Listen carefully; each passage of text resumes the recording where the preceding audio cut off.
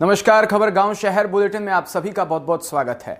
मैं आपके साथ हर्ष चौधरी और आइए बुलेटिन देखते हैं खबर गांव से लेकर शहर तक की हर एक बड़ी खबर फटाफट अंदाज में।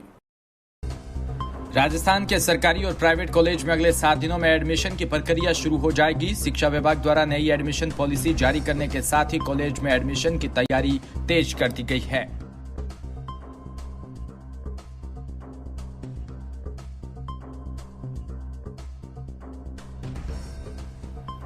उच्च शिक्षा मंत्री राजेंद्र यादव ने बताया कि कॉलेज में एडमिशन के लिए अगले 7 दिनों में आवेदन की प्रक्रिया शुरू कर दी जाएगी, जिसके तहत प्रदेश के सरकारी और प्राइवेट दोनों कॉलेज में स्टूडेंट्स को एडमिशन मिलेगा।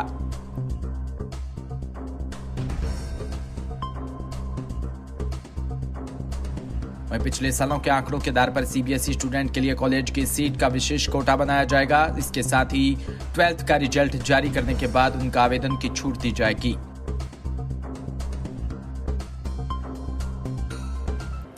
पूर्वी राजस्थान में बीजेपी अब खाली हाथ है। शोभा रानी कुशवाहा को पार्टी से निकाले जाने के बाद पूर्वी राजस्थान के 5 जिलों में बीजेपी का अब कोई विधायक नहीं बचा।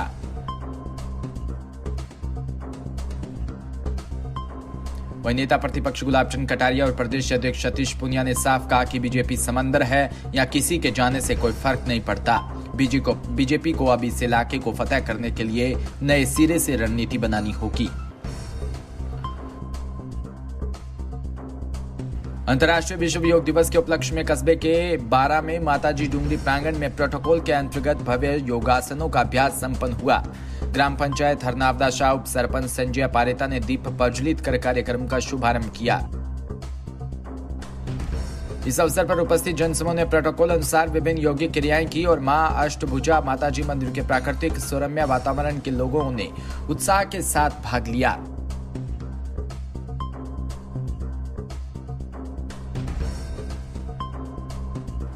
इस अवसर पर आयुर्वेदिक चिकित्सा अधिकारी श्वेता तिवारी ने योग आयुर्वेदिक विषय पर प्रेरणादायी उद्बोधन दिया और मंच संचालन जगदीश चौरसिया अध्यापक ने किया। ग्राम पंचायत प्रशासन ने योग कार्यक्रम के बाद साधकों को फल व शरबत का वितरण किया।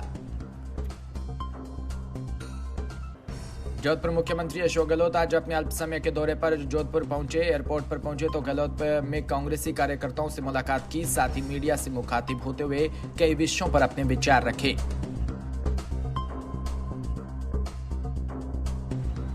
इसके अलावा देश में हिंसा और अराजकता माहौल की बात करते हुए उन्होंने केंद्र सरकार की हरधर्मिता को जिम्मेदार ठहराया।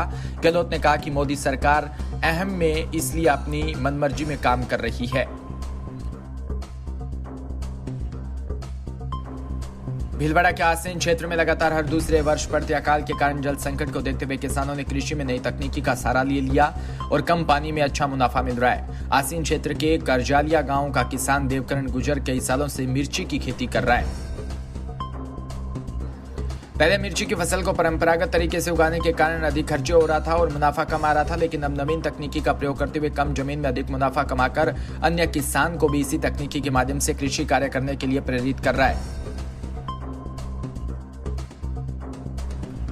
करजालिया गांव में उन्नत किसान देवकरण गुजर ने बताया कि मेरे अंकल गणेश लाल गुजर करीब 30 वर्ष से महाराष्ट्र में ट्रैक्टर कंप्रेसर का व्यवसाय करते हैं। महाराष्ट्र के जिस इलाके में व्यवसाय करते हैं उस इलाके में भी बारिश की कमी से पानी का संकट था।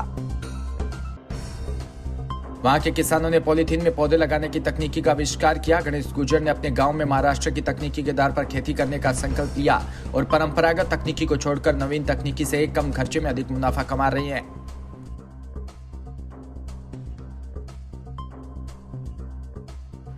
कोलायत के सिविल न्यायालय परिसर में तालुका विधिक सेवा समिति की ओर से आयोजित शिविर में अंतर्राष्ट्रीय योग दिवस के अवसर पर योगासन किया गया।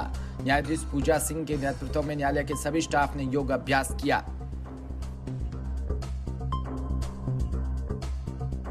इस दौरान पूजा सिंह ने स्टाफ के लोगों को प्रतिदिन योगासन करने के निर्देश दिए और कहा कि योग को अपने जीवन में धारण करें। इससे कई तरह के फायदे होते हैं और योग को नियम अनुसार अगर कोई व्यक्ति योग करता है।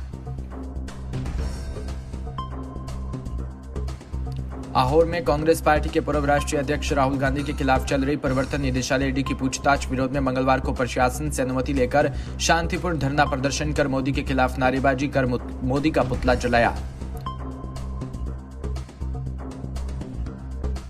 इस दौरान पीसीसी सदस्य ओम सिंह चांद्राई, जिला आयोजन कमेटी सदस्य वीरेंद्र जोशी की अगुवाई में निवर्तमान ब्लॉक कांग्रेस कमेटी आहोर अध्यक्ष भंवरलाल मेघवाल के नेतृत्व में किया गया। प्रदर्शन में आहोर के उपखंड मुख्यालय पर कांग्रेस कार्यकर्ताओं ने केंद्र सरकार के खिलाफ प्रदर्शन किया। इस दौरान कांग्रेस नेताओं व कार्यकर्ताओं ने केंद्र की भाजपा सरकार के खिलाफ नारेबाजी भी की। इस मौके पर पंचायत समिति सदस्य मांगीलाल चौधरी, प्रेम सिंह मेचड़ी, भरत राजपुरोहित आदि ने कहा कि केंद्र की मोदी सरकार कांग्रेस के पूर्व राष्ट्रीय अध्यक्ष सहित अन्य नेताओं के खिलाफ झूठे मामले बनाकर सरकारी एजेंसियों का दुरुपयोग कर रही है। सूरतगढ़ में ट्रैफिक व्यवस्था को लेकर पूर्व विधायक गंगाजल मील के नेतृत्व में कांग्रेसी प्रतिनिधि मंडल ने एडीएम कार्यालय में पहुंचकर एडीएम अरविंद जाखड़ से मुलाकात कर शहर में बिगड़ी ट्रैफिक व्यवस्था के सुधार पर चर्चा की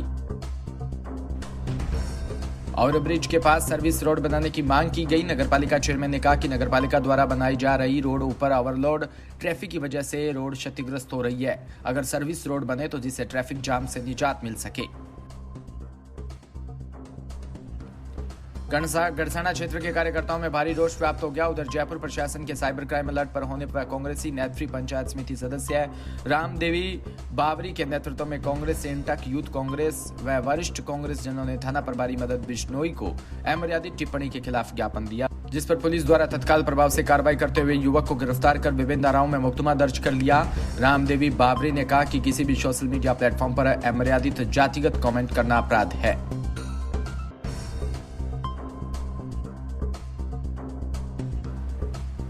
राज्य के मुख्यमंत्री के खिलाफ अमर्यादित टिप्पणी बर्दाश्त नहीं की जाएगी। हम सबको सोच समझकर ही कमेंट करना चाहिए।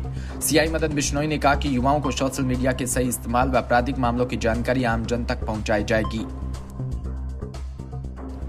इस मौके पर वरिष्ठ कांग्रेस के नेता हरसुख चौधरी, राजू बिश्नोई, यूथ कांग्रेस नेता सरवर जसलेरा, पंचायत समिति प्रतिनिधि गुरभेज सिंह गिल, अध्यक्ष भेराराम सोहन लाल सहित अनेक कार्यकर्ता मौजूद थे।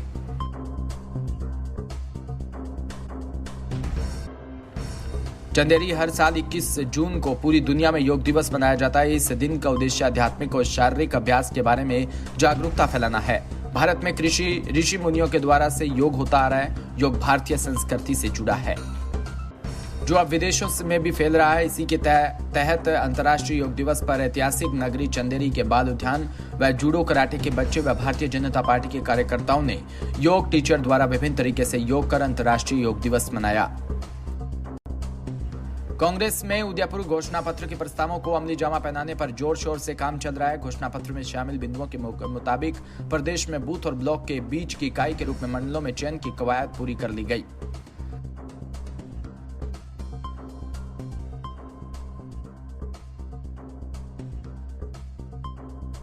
अब जल्द इन मंडलों के नाम की सूची भी जारी हो जाएगी। प्रदेश के बूथ की कुल संख्या 52,000 है, जबकि कांग्रेस संगठन के तहत ब्लॉक्स की संख्या 400 है।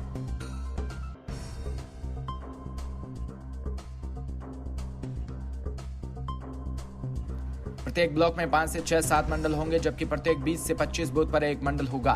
उदयपुर घोषणा पत्र के प्रस्तावों को लागू करने में राजस्थान अव्वल साबित हो रहा है।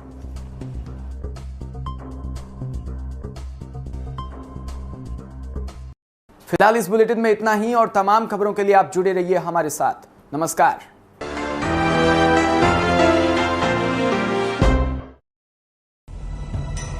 बिना रुके, बिना डरे, बिना किसी समझौते के